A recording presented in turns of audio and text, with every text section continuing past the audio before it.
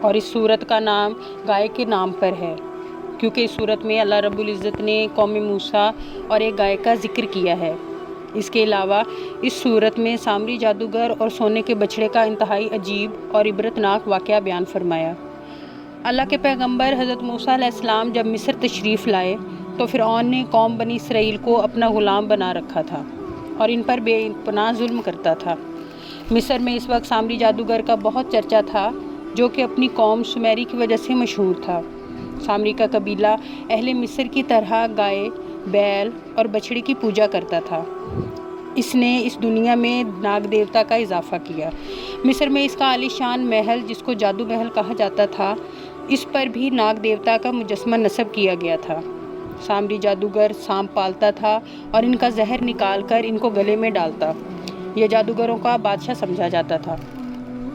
سامری جادوگر فرعون اور اہل مصر کو گمراہ کیے ہوئے تھا۔ جب وہ فرعون کو خدا کہہ کر سجدہ کرتا تو لوگ اس کی تائید کرتے اور فرعون کو سجدہ کرتے۔ حضرت موسیٰ علیہ السلام نے لوگوں کو سمجھایا کہ یہ جادوگری کفر ہے اور اس کو ترک کر دو۔ مصریوں میں جادو ٹونے کا رواج عام تھا۔ مصری بت خانوں میں پوجا پاٹ میں جادو کا استعمال بہت زیادہ کیا جاتا تھا۔ سامری جادوگر کے چرچے ہر جگہ تھے۔ اس کے پاس جادوگری کے لیے کئی چیزیں تھیں جن کو یہ ایک پٹارے میں رکھتا تھا اور اسے ہر وقت اپنے جبے میں چھپائے رکھتا۔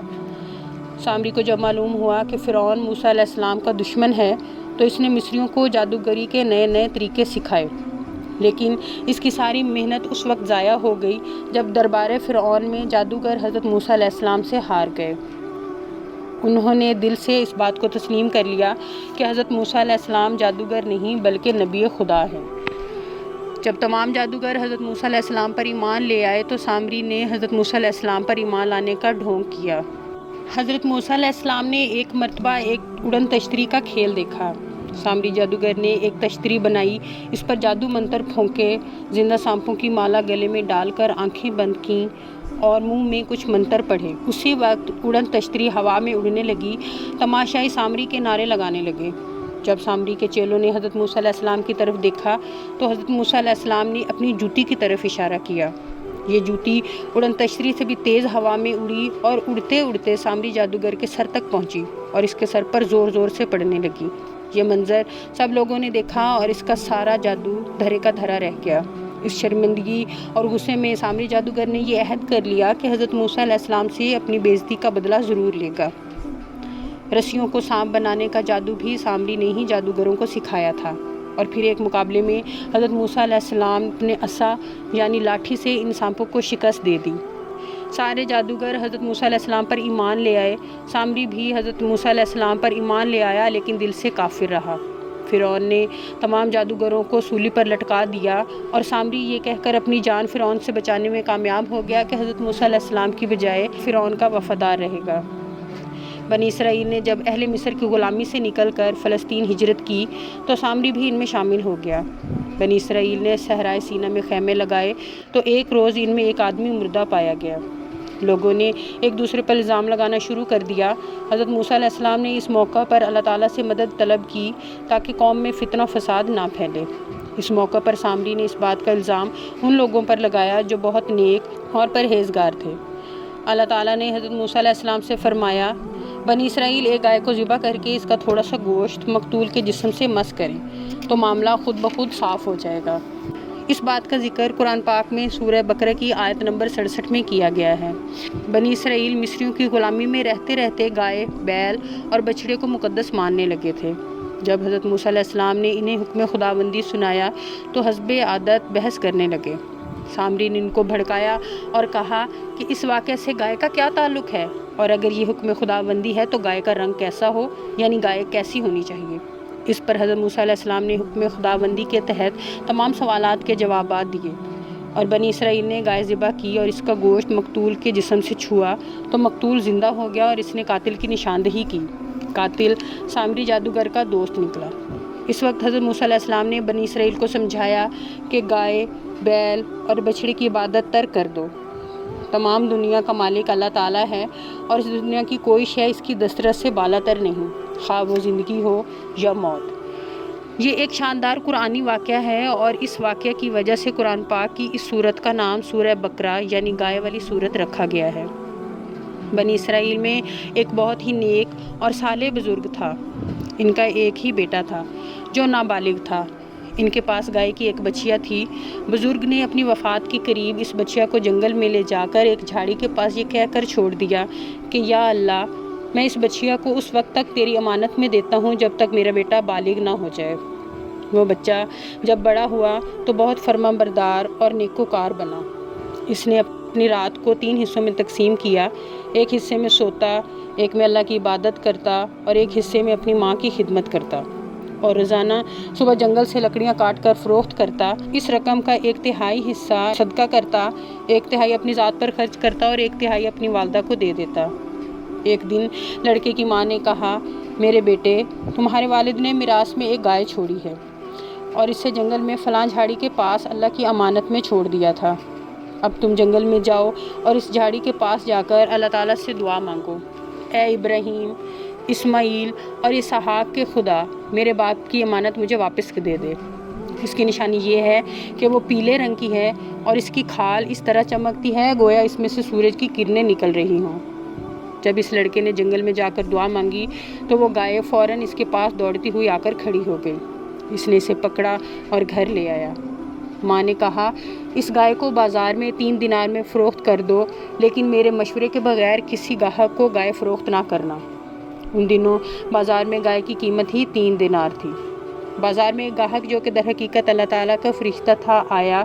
اس نے کہا، میں اس گائے کی قیمت 3 دینار سے زیادہ دوں گا، لیکن شرط یہ ہے کہ ماں سے مشورہ کیے بغیر مجھے یہ گائے فروخت کر دو۔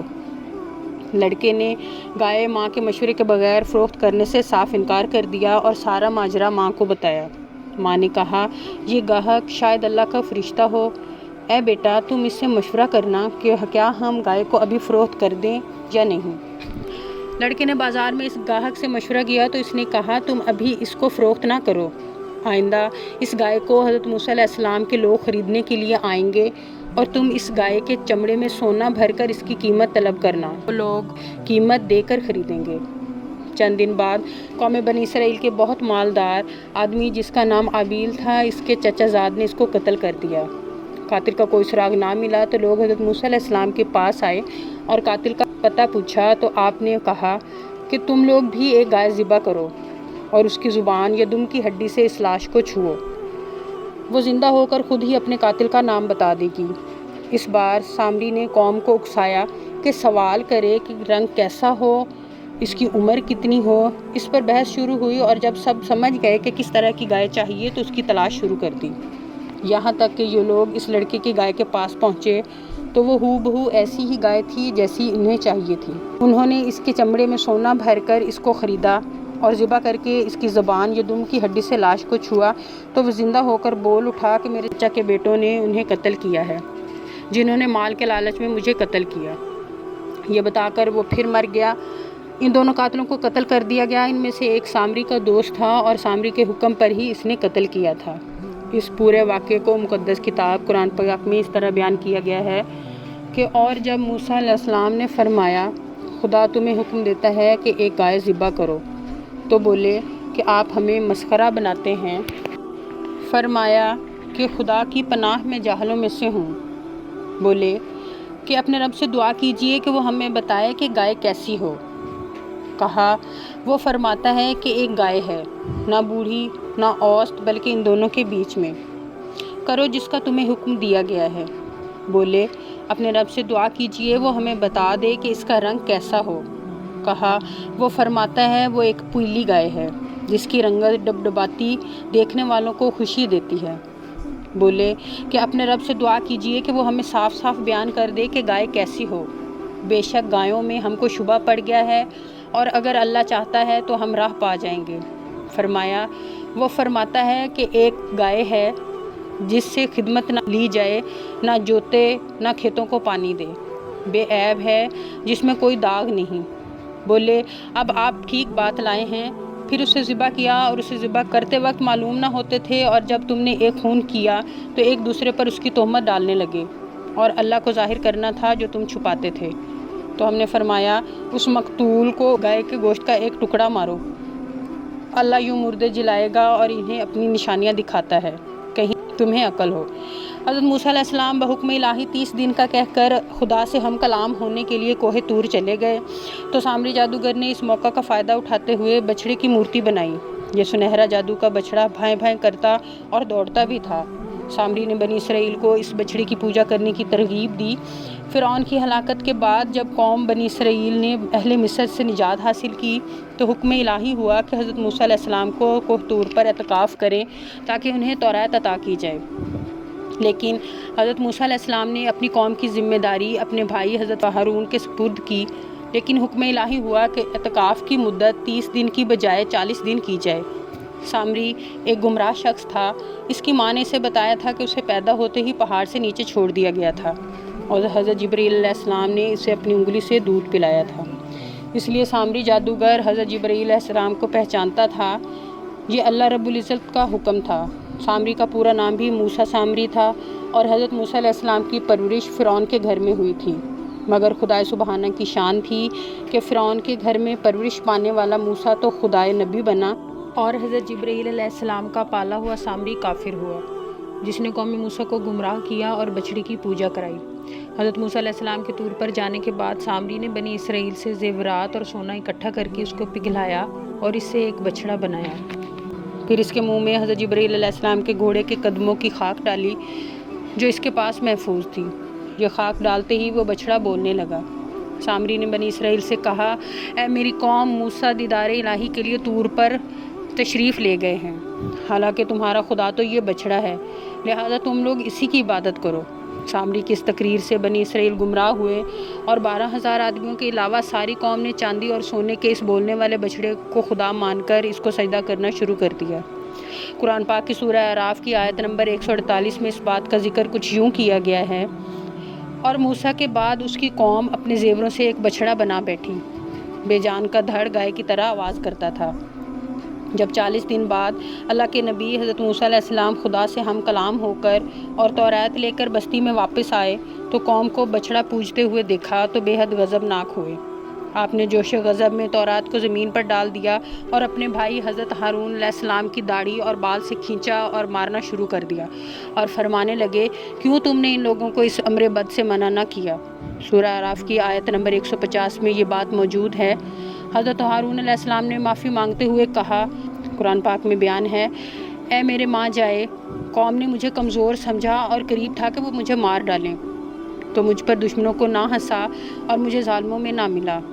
حضرت ہارون علیہ السلام کی معذرت سن کر نبی خدا حضرت موسیٰ علیہ السلام کا غصہ ٹھنڈا ہوا۔ آپ نے اپنے بھائی کے لیے رحمت اور مغفرت کی دعا فرمائی اور اس بچڑے کو توڑ پھوڑ کر جلا دیا اور ریزہ کر کے دریا میں بہا دیا۔ سامری کی حرکت پر آپ نے اسی کے لیے بددعا فرمائی اور وہ بحکم الہی پاگل ہو گیا اور اس پاگل پن میں ہی اس کی موت ہوئی۔ کہا جاتا ہے کہ بیابان میں سوتے ہوئے کہ سورج نکلنے پر راہگیروں نے دیکھا کہ سامری مرا ہوا پڑا ہے۔ جادو کا پٹارا اس کے سینے پر تھا اور دونوں آستینوں میں بت چھپا رکھے تھے۔ یوں اللہ کے باغی سامری کا عبرتناک انجام ہوا۔